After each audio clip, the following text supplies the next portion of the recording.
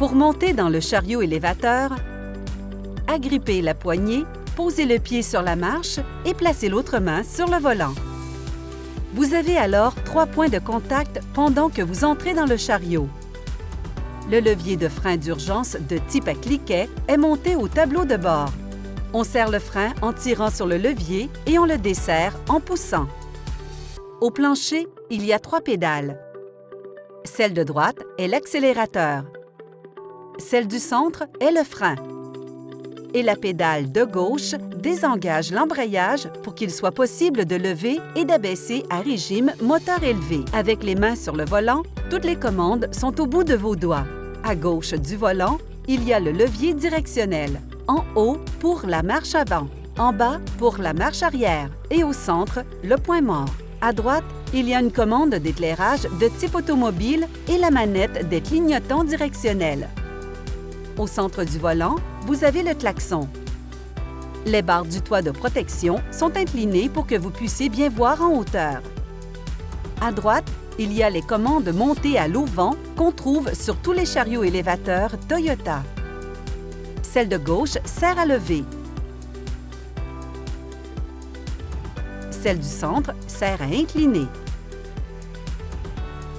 Et celle de droite sert au déport latéral. Appuyez sur le bouton de mise de niveau des fourches tout en poussant le levier d'inclinaison vers l'avant et les fourches s'arrêteront à 90 degrés par rapport au chariot.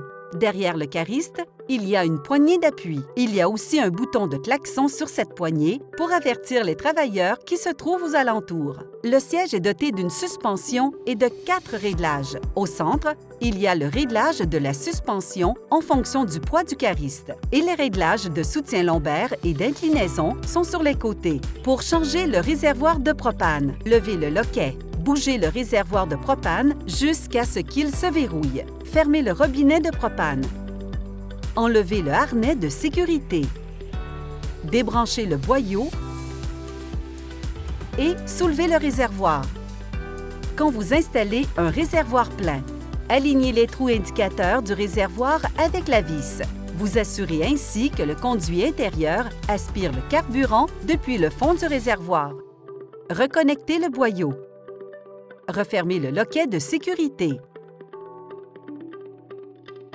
Soulevez la goupille et bougez le réservoir jusqu'à ce qu'il bloque en place. Il y a un attelage au bas du chariot, au cas où il vous faudrait remorquer une autre machine. Pour qu'il soit possible d'ouvrir le capot, il faut éloigner le réservoir de propane du chariot. Poussez le siège vers l'avant. Tirez sur le levier d'ouverture du capot au bas du siège. Soulevez le capot jusqu'à entendre le déclic de blocage. Vous avez accès au moteur, à la batterie, à l'huile et au ventilateur. Avec le capot ouvert, vous pouvez aussi retirer sans outil le tapis protecteur pour accéder rapidement au compartiment de la transmission. Pour libérer le capot, appuyez sur le bouton orange. Pour que les commandes fonctionnent, vous devez être assis dans le siège du chariot. Si vous vous levez du siège pendant que le chariot est en marche avant, vous entendrez un bip. L'écran affiche un message qui vous demande de reprendre la position de conduite. Il faut mettre la transmission au point mort, puis en marche avant pour que le chariot recommence à fonctionner. Le manuel du cariste doit toujours rester dans le chariot. Vous y trouverez des informations sur divers sujets, comme les systèmes de sécurité, le tableau de bord, la résolution de problèmes et l'entretien quotidien.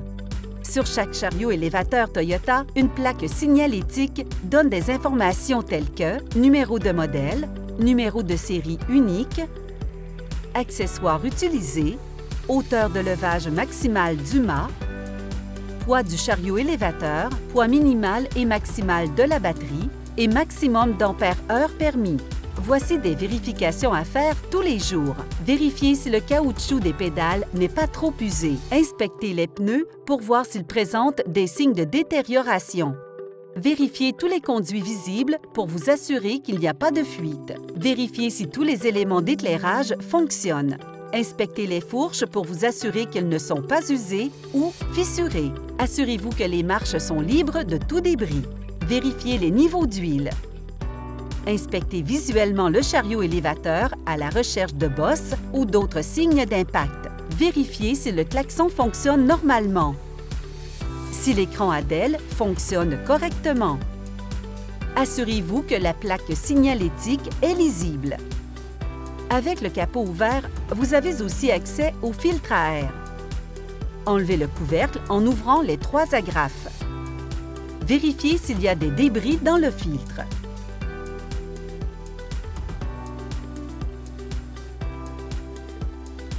En remettant le couvercle, assurez-vous que le clapet du filtre est orienté vers le bas. Il peut alors souffler les débris vers le sol. Pour vérifier le niveau de liquide de transmission, il faut enlever le tapis.